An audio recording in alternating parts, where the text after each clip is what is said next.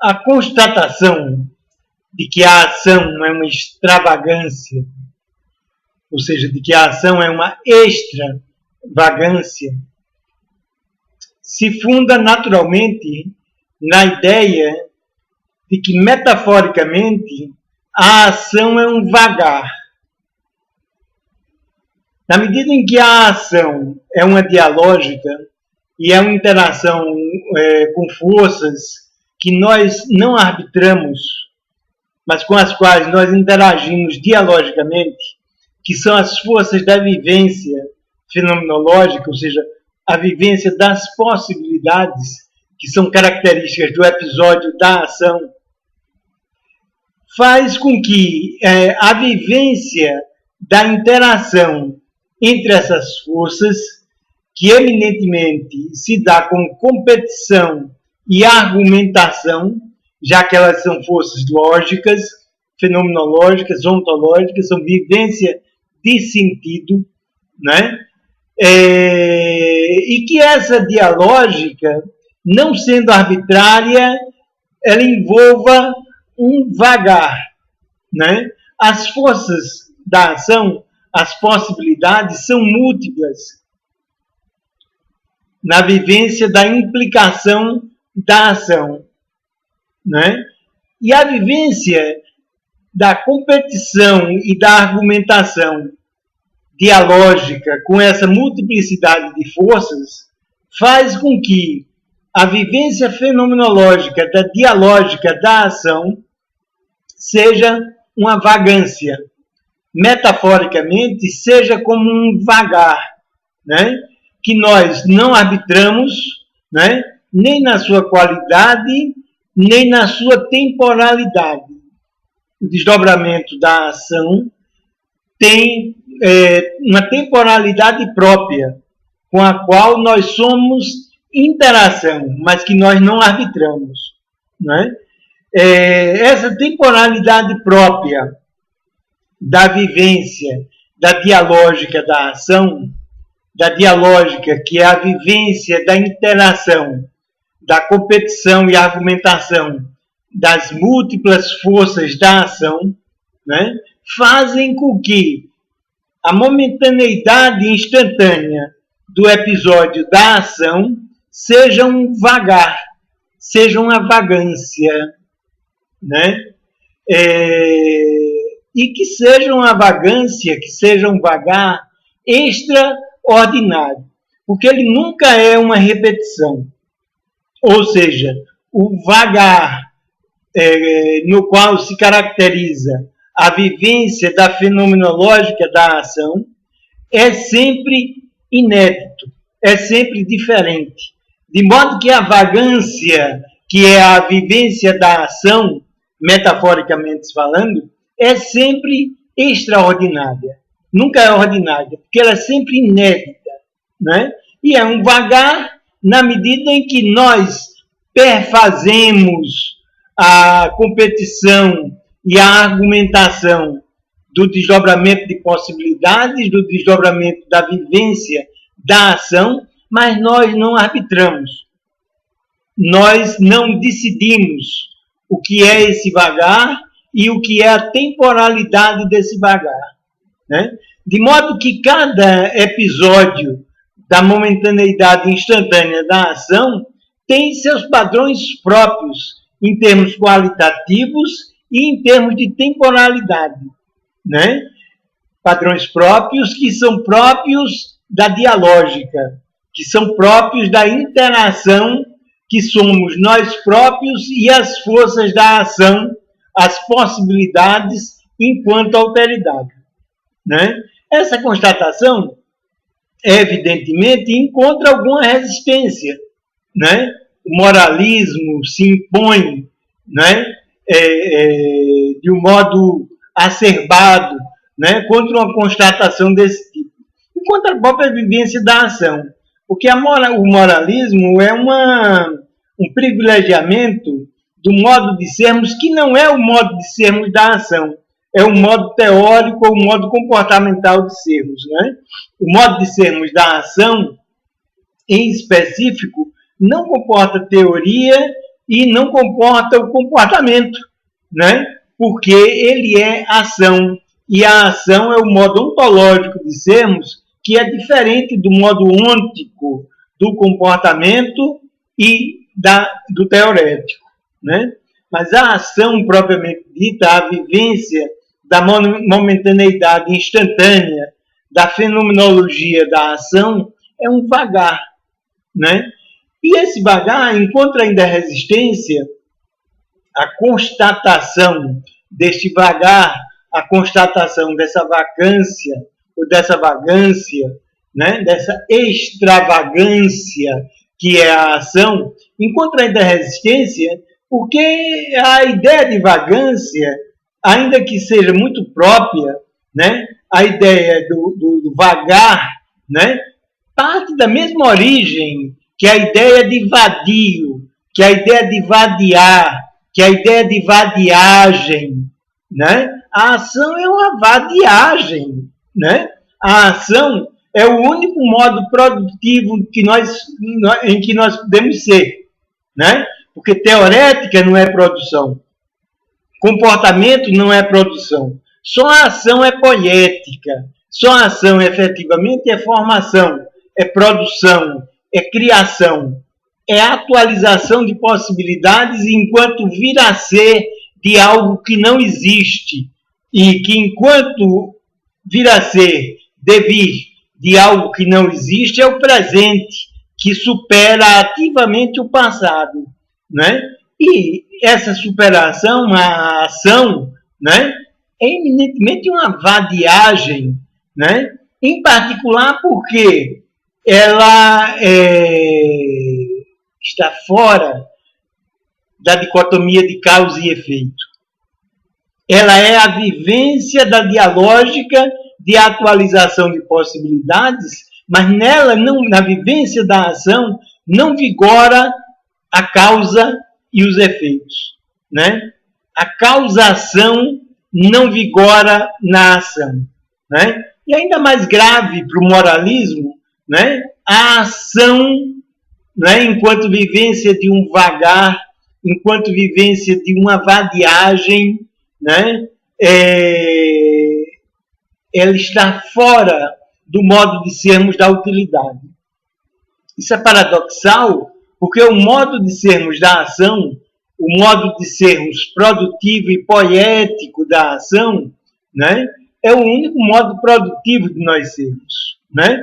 Nós usamos os úteis, nós usamos os usos e as utilidades no modo passado de sermos, no modo comportamental ou teorético de nós sermos, né? Mas nós não usamos no modo de ser da ação, porque o modo de sermos da ação não é o modo de sermos dos úteis, dos usos e das utilidades, né? Não é o modo pragmático de sermos, com toda a importância que possa ter o modo pragmático de sermos, né? Mas a ação não é pragmática. A ação está fora dos usos, das utilidades e dos úteis. Não vigoram os usos, os úteis e as utilidades na vivência do vagar da ação, na vivência da vagância da ação, da extravagância da ação, né? Na vivência da vadiagem, que é a ação, né? E a palavra vadiagem, em específico, advém de vadear, né? Ou seja, que é atravessar um rio pela linha de menor resistência, vamos dizer assim, por um caminho que é possível atravessar um rio, né? E vadear um rio não é arbitrário, não é? Quando nós vadeamos um riacho ou um rio, né, nós não decidimos qual é o melhor caminho, né? E principalmente nós não determinamos o caminho, né? Porque vadear, atravessar um riacho ou atravessar um rio, pressupõe que nós interajamos com as forças da água, com as forças da corrente, com as forças da correnteza. vadiar um rio, eminentemente é uma dialógica com as forças do riacho ou do rio. Somente na medida em que nós vivenciamos essa dialógica, somente na medida em que nós obedecemos a essa dialógica entre o eu e o tu, o eu e o rio, né? O eu e as forças do rio, é que nós podemos encontrar o melhor caminho para atravessar o rio, ou seja, é que nós podemos encontrar o val, que é o melhor caminho para atravessar o rio, V-A-U, né? Daí a palavra vadiar, né?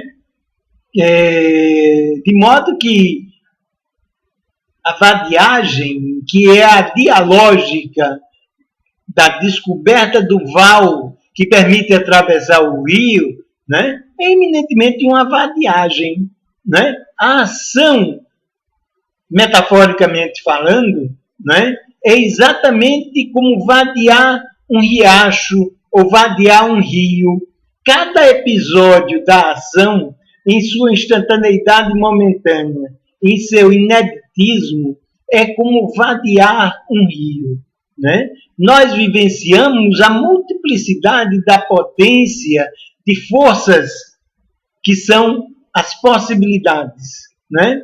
Forças da multiplicidade de possibilidades, que é cada momento da vivência da ação. As possibilidades são múltiplas, se organizam em plexos, se organizam em gestaltes, e isso é a implicação. A vivência da implicação é a vivência dessa organização em plexo das possibilidades, plexos esses que se constituem como compreensão, né? Mas que, na sua constituição, não são determinados por nós, nem prescindem de nossa presença, né? Eles se constituem como uma dialógica eu-tu.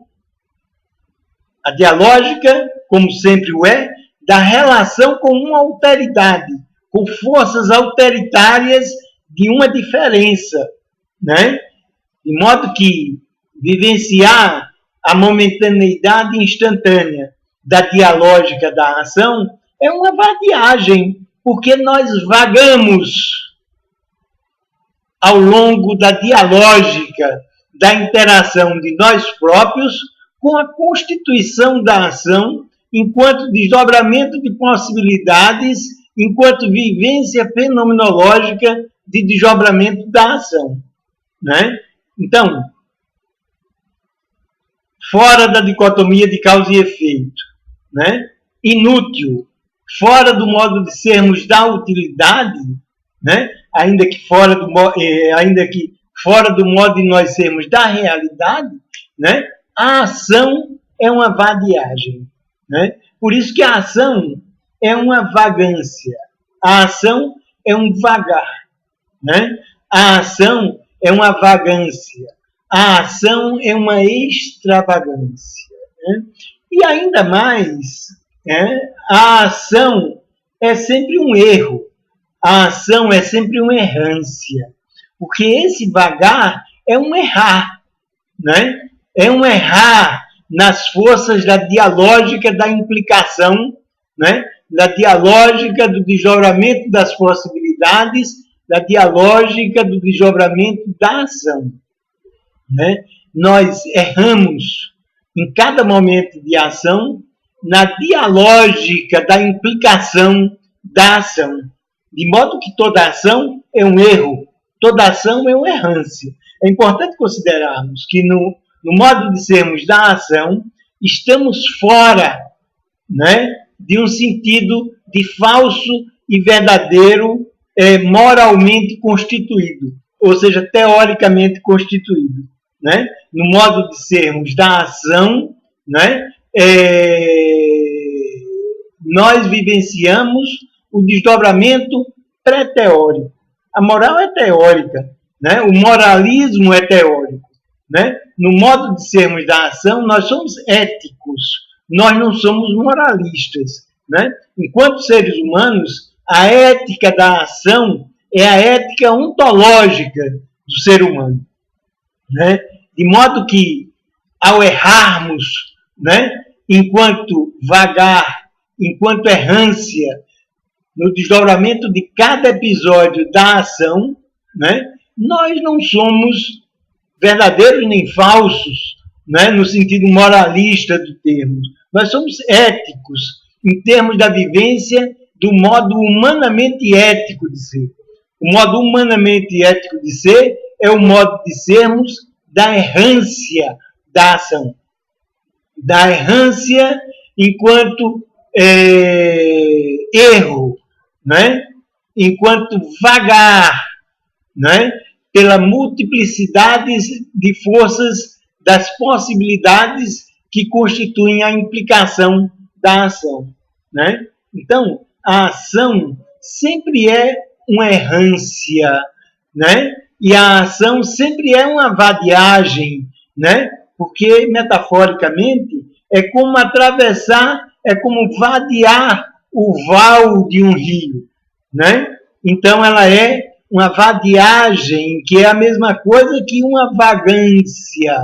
E como toda boa vagância, uma extravagância, né? Porque ela é uma vagância, ela é um vagar a cada momento da instantaneidade momentânea da ação, é um vagar extraordinário, porque ele é sempre inédito, é sempre novo. Errância e vagância, extravagância, né? O erro e a extravagância são características da ontológica da ação.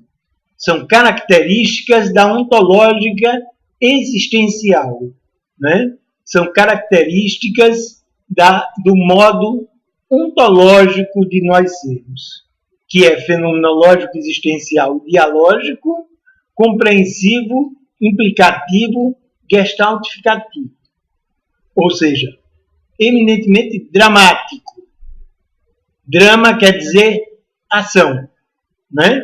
Porque toda a momentaneidade instantânea do episódio da ação é drama.